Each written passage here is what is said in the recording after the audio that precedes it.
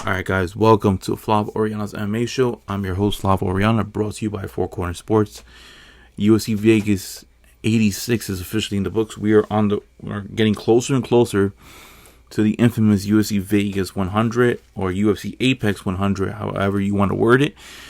I can't believe after a little under 4 years, we are on the verge of UFC Apex 100.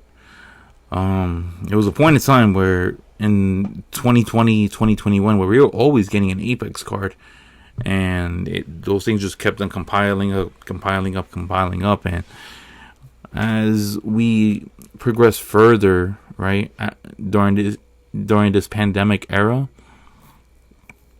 where a lot of fans, became a lot of fans generated because the UFC was the only show that was available. Obviously the UFC has gone on the road a lot more, but cards like what happened on Saturday, fit its purpose. The UFC is not, unless they put it in like some casino and stuff like that, you're not gonna sell out, a 20,000 seat arena with Jack Hermansson and Joe Pyfer, right?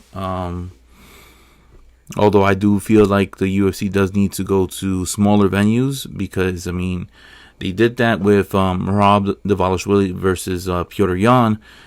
They did it at some casino in Vegas, and honestly, that was amazing right there. And I really would love for them to keep doing that more forward, but I feel like that was maybe like a one-time thing, and I don't think the UFC wants to pay money. I think they're just trying to save as much money as possible, increase their profit margins without really touching a dime, which is very unfortunate. But Jack Hermansson versus Joe Pyfer was the main event of UFC Vegas 86, and it was a card.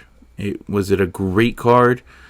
It was a decent card because it got us through, and we're now on the road we're officially on the week of UFC 298, which is going to be headlined by Volkanovski and Topuria. But I will say that for for next Monday. Here, Hermansson versus Pyfer. Honestly, Joe Pyfer had a lot of momentum. He was 3-0. We saw what he was able to do in Contender Series. Dana was really hyping him up with the whole "Be Joe Pyfer," and Joe Pyfer is just a mean, rugged, Philadelphia, guy who will just knock people out and has plenty of power in his hands.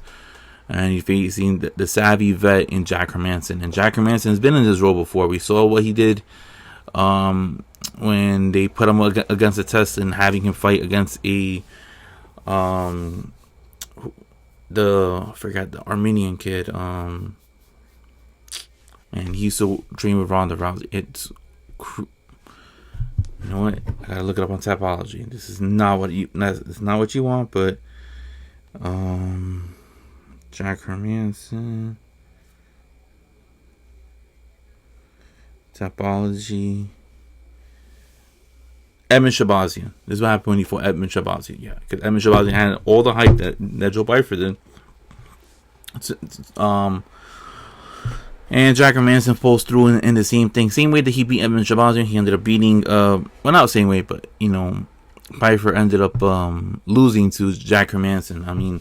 I will admit, I had a bet on Joe Pyfer. I thought this was not going to hit the cards.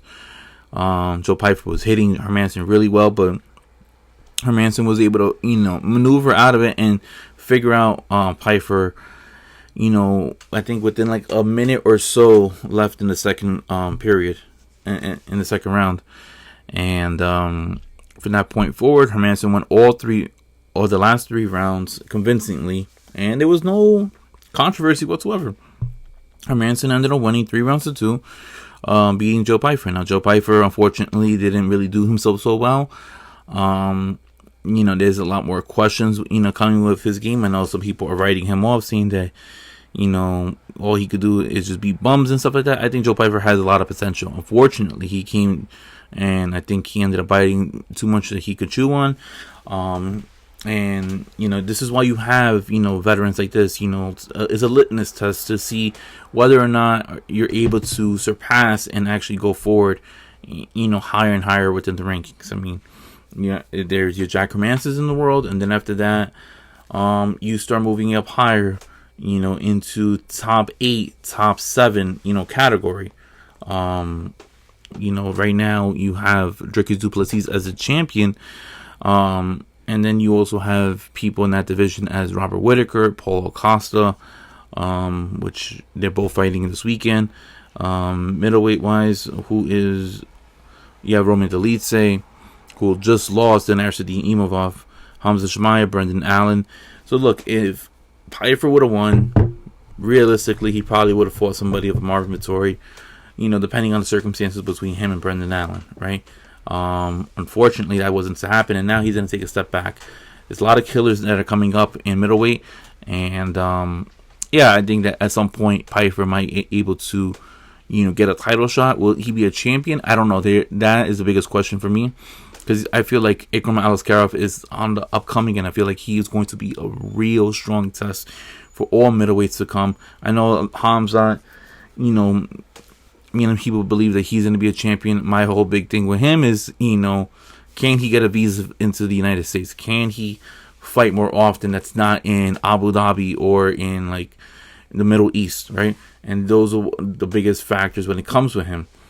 I just feel that the way that middleweight is designed right now, Joe Pyfer, he can't afford many more losses, in the UFC, because I feel like the whole point that he was striving for was being champion, and I think that this derailed us by a decent amount. Not saying that he can't get back to it, but the road to him, climbing for a title shot has now been extended, I would say somewhat drastically. What happens to Jack Hermansson? Jack Hermansson is still going to fit in the role that he served, which is be a gatekeeper. He is now going to fight somebody. I wouldn't be surprised if he fights Kyle Baraglio, if Kyle Baraglio ends up winning, right? I know he called out for Arseniy Imavov, which is actually a decent call out, right? A more realistic call out. But like I said, won't be surprised if UFC says, hey, Jack, can you fight Kyle?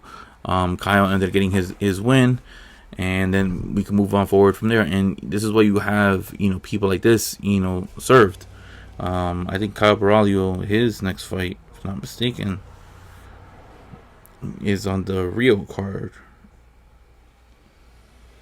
Kyle.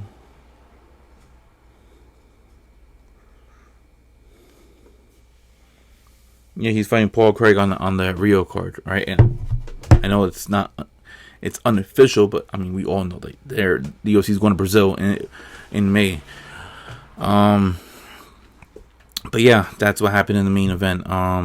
I just think Pyfer needs to understand that, there are levels to being a 3-round fighter and a 5-round fighter, and I feel like he ended up imposing so much power, in the first 2 rounds that he just didn't have it to keep on going. And when you're sucked up out of cardio, that's the worst thing in the world to feel, is feeling tired and feeling out of breath and feeling like you're not going to be able to push.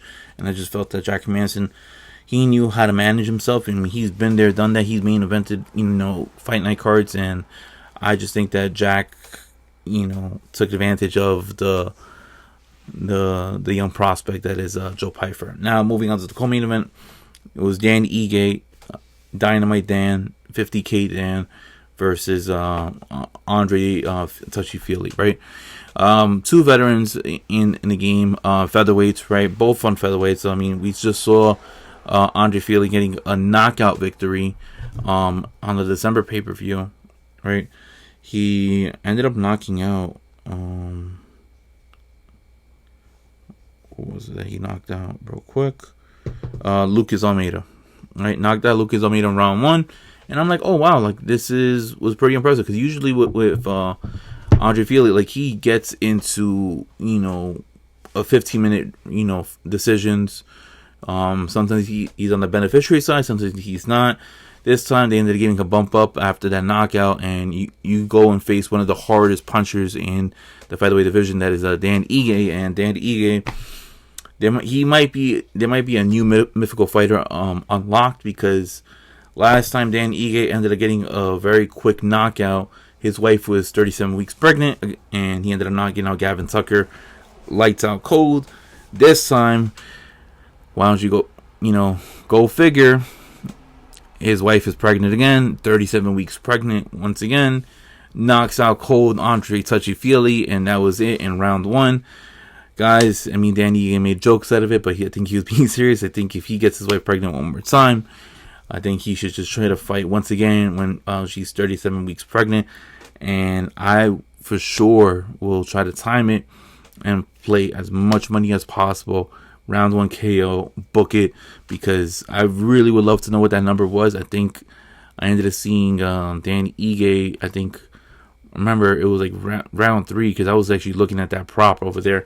I think I saw round 3 at like, plus 3,000 or something like that. So I'm very interested to see what round 1 knockout by Dan Ige was.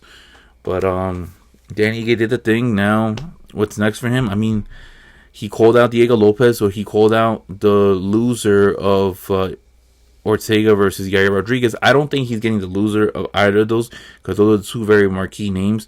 Ortega especially, because if Ortega loses, I mean, this guy might disappear for another 18 more months. And his level of fighting is very, very frustrating, because he fights, very little, and the gaps in between are outrageous. I mean, we complain about John Jones.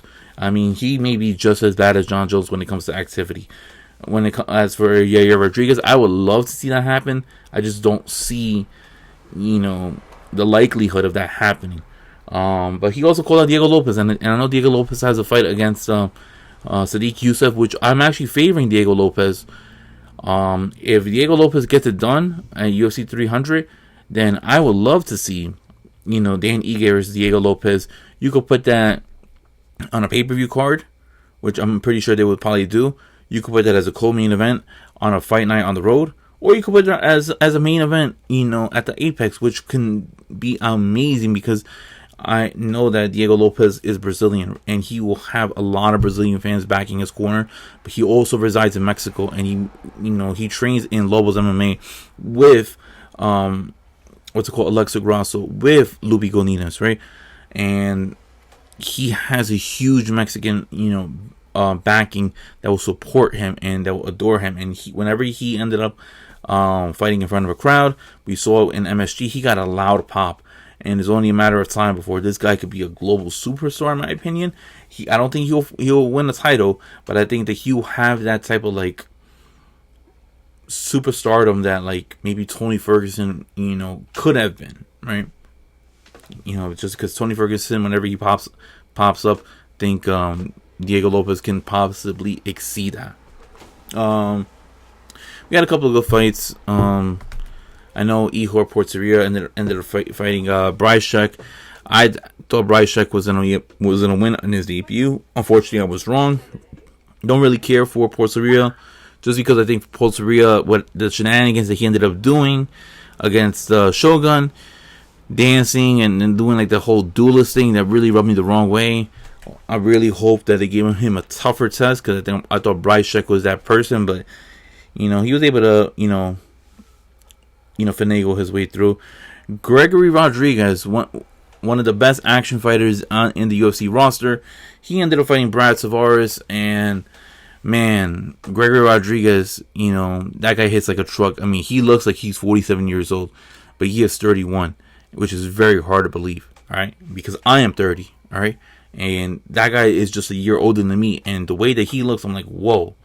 But he ended up fighting a savvy vet, Brad Tavares, who is durable, who has a strong chin, and he was hitting Brad Tavares as hard as he could multiple times on in the jawline area, and nothing, right? But then come round 2, go figure, Rodriguez is clubbing it out once again, and Brad Tavares can't hold up anymore up until the ref ends up stopping the fight.